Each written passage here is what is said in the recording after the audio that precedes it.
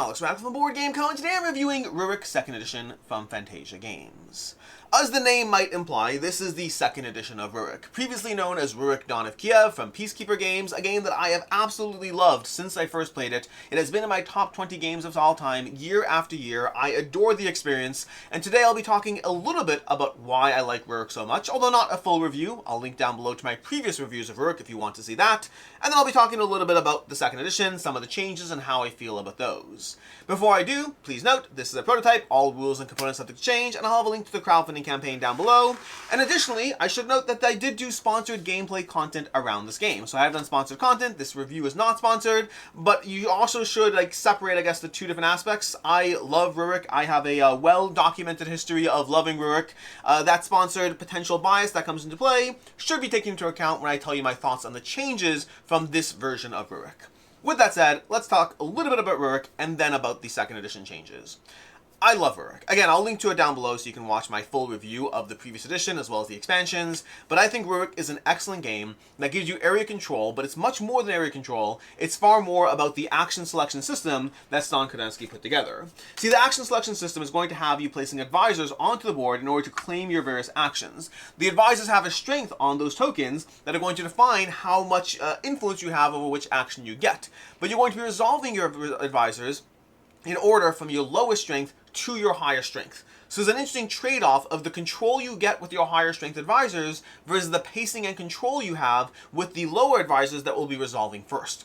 This matters because you're going to be mustering people onto the board, moving people around the board, taxing to get more resources to provide for the various things you need. You're going to be building various buildings that are a key part of the experience as far as how those will impact your strategy, especially when you include the expansions. You're going to be gathering new cards, determining turn order, attacking each other. There's a lot of things that are happening, and the action selection system is the thing that makes Rurik Rurik.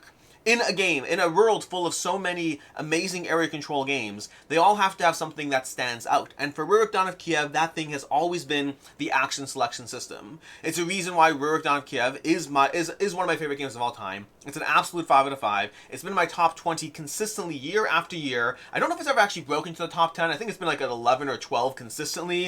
It is just such an excellent area control experience that I absolutely adore. And so when Fantasia Games announced that they were taking it over, I was incredibly excited because I loved the production that Fantasia Games bring to the table. Additionally, the extra exposure. Rurik is one of those games that has always been very well received by those who have played it, but has never had that larger name brand recognition that games like Blood Rage or Inish or Kemet have all had. And so I was very happy to hear Fantasia Games was taking this over. And then I heard that they're reducing the amount of rounds from 4 down to 3. And that's when I was already nervous. And they assured me, they're like, no, we're also going to have the 4-round mode if people want to play the 4-round mode, but it's going to be 3 rounds, but don't worry, there's other things happening, it makes sense. I was admittedly skeptical. I was happy that they were going to have a 4-round mode, but I was skeptical. Let's see how the 3-round mode plays out. But there are a lot of other changes, and that's what we're going to talk about, the changes. Again, if you want to see how Rurik plays in general, you can check out my previous reviews, you can watch other content. I'm focusing more on the changes that this edition brings to the table. Also, as I mentioned, there's a gameplay on the channel if you want to see that fully played out.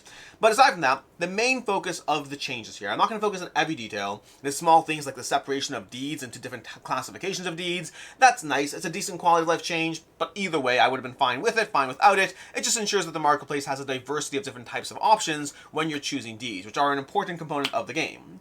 But the main changes are going to be that it reduces Rurik down from 4 rounds down to 3.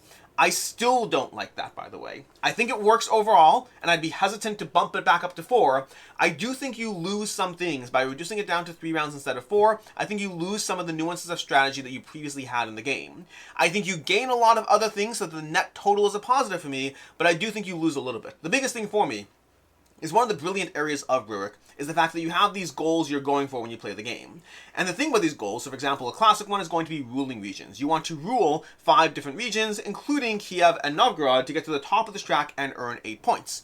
But the interesting thing is as soon as you earn that, this is a track that you're moving up as you rule more regions, and you resolve it at the end of each round, but if you lose things after, you don't go down. If you rule 5 regions, and then the next turn you rule only 3, you stay at 5 and you've locked in those points. You can only move up on the track, you cannot move down. Which leads to a fascinating strategy as how you approach the game. Do you focus on your economy so you can have a very cool last round? Or do you try to get an early 2-round hit so you can get either 5 points or 8 points, lock them in, and then go focus on other ventures in the game? That option that you have as a player allows for a lot of depth in how you approach this game in terms of where you prioritize, as well as focusing on what the other players are prioritizing and reacting accordingly. The tricky part is when you reduce it down by a round, the thing you lose is you lose some of that range. Many of these things you can't do in round 1, and doing it in round 4, or in this case round 3, is the natural evolution. So now the only real trade-off is, do you attempt to do those things in round 2? It's not a question of round 2, 3, or 4, it's 2 or 3, which reduces some of the options on the table in front of you when you attempt to approach those endgame scoring. That's what you lose in doing a 3-round game. In my opinion, it's the only thing that is lost in a 3-round game, because you get to do just as much as you were able to do previously, and I overall feel fulfilled by the experience, and I like the new changes. So again, I still feel a small loss in some of the things, but I wouldn't go back to 4 rounds because I think you do enough in the 3-round game with all the things that were added that I still like the overall result, but with that small trade-off aspect. Speaking of which, what got added? Well, you have this whole board over here. This board is going to represent your player board. It's going to change the way you engage with a lot of elements of the game. The first thing is, as you have deed cards, as you accomplish deeds, you're going to be tucking them underneath your player board and then advancing up on these tracks. This gives you an extra incentive to focus on deeds. It's not just about what you get as a one-time bonus. It's not just about the points. It helps you move up on the tracks. It also replaces the third track over here. Used to be about collecting resources onto your boat, which was my least favorite part of what Rurik did, because it had me not spending my resources in the game in order to hoard them for points. It was one of the reasons I liked trying to get as many resources as possible in rounds 2 or 3, so that I can then spend them all in the last 3rd or 4th round after having already locked in the points for having those resources. But again, that trade-off, that feeling as a player where I had to hoard the things I was collecting without spending them, that wasn't a feel-good aspect of the game, and they've completely replaced that element and introduced merits instead. You can earn merits in a variety of ways. First of all, your agenda in the game. The starting cards you get, they're going to have a merit. That's going to be one of 7 possible merits, of which you're trying to earn 6. You also earn merits for these oaths. We'll talk more about them, but your second oath over here on each column is going to give you a merit, so trying to get oaths into play, that gives you 2 more merits. You'll earn another merit for having one of all of these advanced upwards. So once you've unlocked all of them, through slotting deeds, accomplishing deeds in those spots, you'll earn another merit, and then getting to the top of a track, which involves slotting 2 more cards, that will give you bonuses along the way, but it's going to also earn you merits, giving you a total possible 7 merits you can earn, of which you only need 6. So it changes. This whole board is responsible for 6 out of your 7 possible merits if you're able to achieve them. You're going to be doing that with your deeds, like I mentioned already. Deeds are going to be slotted into these areas over here, where they'll give you, the first spot gives you access to your influence tiles, which these are going to be familiar to those you've played previously, Rurik. You're going to have the 2 standard ones, and then another one as well. We'll actually change it up a little bit. You don't have the extra build action. There's other ways to earn that, but it gives you 3 influence tiles to trade in resources for extra actions on your turn. Those are always a good thing. Unlocking them, especially early on and choosing the direction you go, that just gives you a little bit more choices as far as how the game goes. But then going to the next level gives you more bonuses, and going to the 3rd level gives you those merits that again are going to be a key part of your scoring.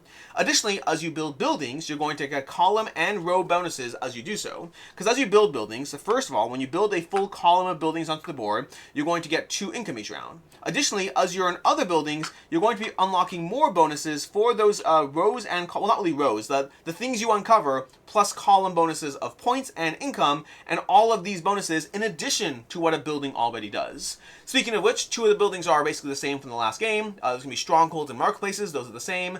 Palaces are changed up a bit. They give you a way to get extra deed cards, which are even more important because you're slotting them into your board, but they also give you a way to earn extra points at the end of the game, making sure that area control is important throughout the entire experience, and you cannot simply abandon presence on the board now that you've gotten what you need for that for your in-game tracks over here, which I like that trade-off. It's not everything. You could still try to relinquish things, but it gives you an incentive to still care a little bit more about the board, even though you still had some reasons you cared, buildings and taxing and all that, but it gives you more. So like, even as you control everything, what's being happening on the board still matters to you as you go. So again, you kind of have these synergistic bonuses going on that are being introduced. Those deeds you were already doing now matter as far as how they're going to populate your board. Those buildings you were building now matter as far as how you're going to be breaking them out, whether you go for the columns or the rows, which ones you want, and which strategies you pursue. And then you have these oaths. That's a new action you can do. You basically have 4 extra actions you can do on a turn. You have your basic main action, which again is going to be like mustering, moving, building, all of that stuff. And then you have 4 extra actions you can can do, of which you can do 2 different ones per turn. Those are going to be playing strategy cards for the extra actions. That's something you already had in Rurik.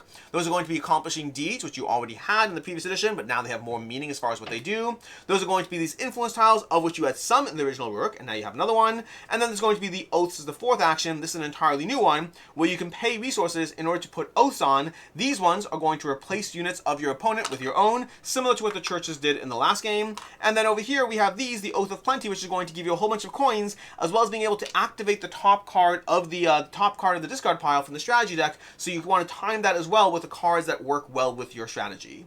This board lets you do so much more. It lets you do in the game everything you were able to do in 4 rounds, you are now able to accomplish in 3. I do feel the same length of pacing of the game. It still is in that 90 minutes to 2 hours range, giving you a good media experience for the amount of game time you have. It still gives me all the strategy and choices and the tension that I expected from normal Rurik.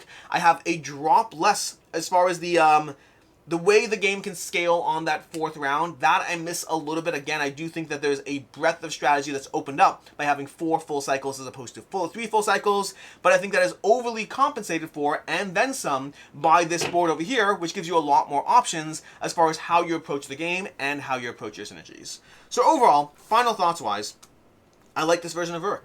I enjoy Rurik 2nd edition.